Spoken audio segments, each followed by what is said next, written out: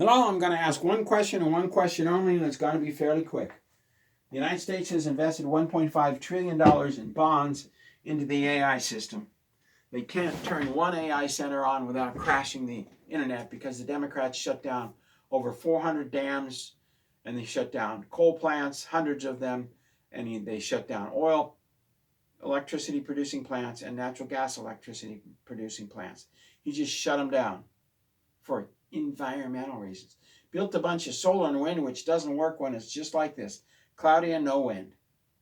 It don't work. We're not using military grade solar. We're using commercial grade solar designed 80 years ago. So what happens when the AI system crashes? That's why we buy gold with Noble Gold. 877-646-5347. I don't worry about whether or not the stocks crash or the bonds crash. I don't worry about whether a hedge fund crashes or whether Walt Disney is borrowing another $25 billion this year just to stay in business to pay the interest on their $200 billion in bonds. I don't worry about it. I don't stay up at night wondering why Starbucks has to borrow billions of dollars in bonds to keep their Starbucks going so they can push away all the coffee shops. The only remaining coffee shops and pizza joints seem to be the ones running cocaine. But that's the DEA running them. Can't argue with the DEA. If they want to run a cocaine shop, that's fine. Anyway, so what happens when the absolute crash happens of the AI system?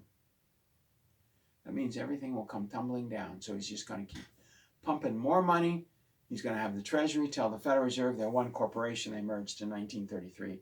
He's just going to keep funding the bank's money out of thin air. They're just going to keep funding the companies, flooding the market with cash. Inflation is going to get higher and higher until the system goes pop. It's not a slow squeeze now. It's a quick squeeze.